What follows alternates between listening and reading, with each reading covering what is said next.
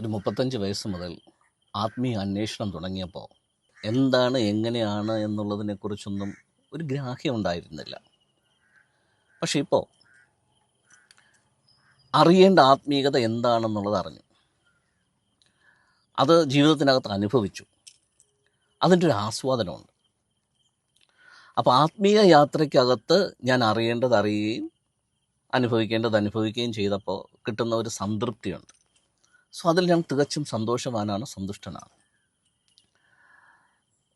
ഇതിൻ്റെ അകത്ത് എനിക്ക് ഏറ്റവും വലിയൊരു അച്ചീവ്മെൻ്റായിട്ട് തോന്നിയത് എന്താണെന്ന് വെച്ച് കഴിഞ്ഞാൽ, ആത്മീയ സത്യം അറിഞ്ഞപ്പോഴാണ് മതത്തിൻ്റെ അതിർവരമ്പുകൾക്ക് പ്രാധാന്യമില്ല എന്ന് മനസ്സിലാകുന്നത്.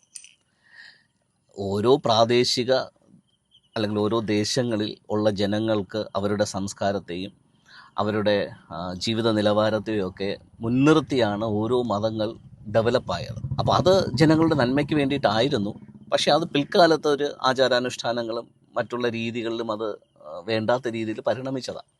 അപ്പോൾ ആത്മീയ സത്യം മനസ്സിലായപ്പോഴും മനസ്സിലായി ഇതെല്ലാം ഒന്നാണ്. മനുഷ്യനിതിനെ പല രീതിയിൽ വീക്ഷിക്കുന്നതാണ്. അത് വീക്ഷണത്തിൻ്റെ കുഴപ്പമാണ്.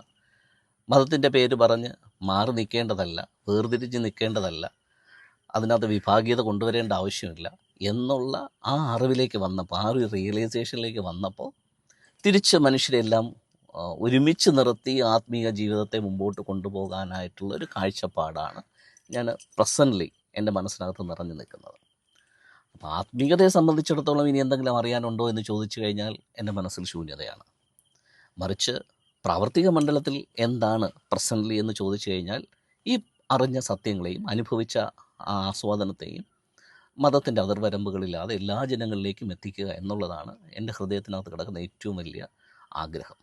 ഈ പറഞ്ഞ ഒരു ഏകീഭാവം, ഏകീകരണം, മതത്തിൻ്റെ അതിർവരമ്പുകളെ പൊട്ടിച്ചുകൊണ്ട് ആത്മീയതയിൽ സകല മനുഷ്യരും ഒന്നായി നിൽക്കണമെന്നുള്ള ആ ഒരു ഏകീഭാവത്തിന് വേണ്ടിയിട്ട് എൻ്റെ മനസ്സിൽ തോന്നിയ ഒരാശയമാണ് ക്രൈസ്റ്റ് ടെമ്പിൾ അല്ലെങ്കിൽ ക്രിസ്തു ക്ഷേത്ര എന്നുള്ളത്.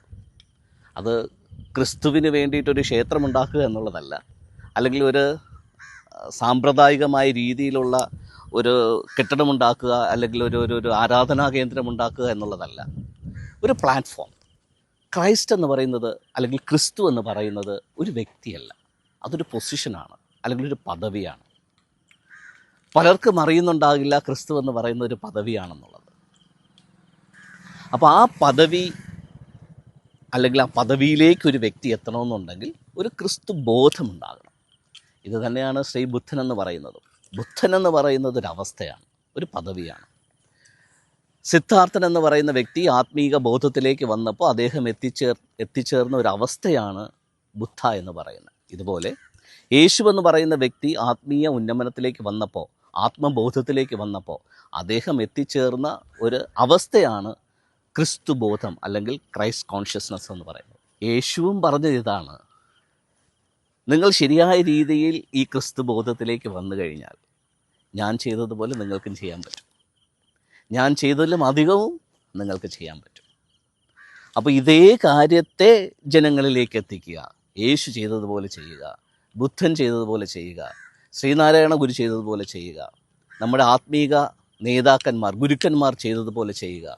അങ്ങനെ ചെയ്യാനായിട്ട് ഏത് സാധാരണപ്പെട്ട വ്യക്തിക്കും വിദ്യാഭ്യാസ യോഗ്യത നോക്കാതെ, അവരുടെ കഴിവുകൾ നോക്കാതെ, അവരുടെ കളർ നോക്കാതെ, ജാതി നോക്കാതെ, മതം നോക്കാതെ എല്ലാ വ്യക്തികൾക്കും പറ്റുമെന്നുള്ള ആ പരമസത്യത്തെ ജനങ്ങളിലേക്ക് എത്തിക്കാനായിട്ടുള്ളൊരു പ്ലാറ്റ്ഫോമാണ് ശരിക്കും ഈ ക്രൈസ്റ്റ് ടെമ്പിൾ അഥവാ ക്രിസ്തു ക്ഷേത്ര എന്ന് കൊണ്ട് ഞാൻ ഉദ്ദേശിക്കുന്നത്.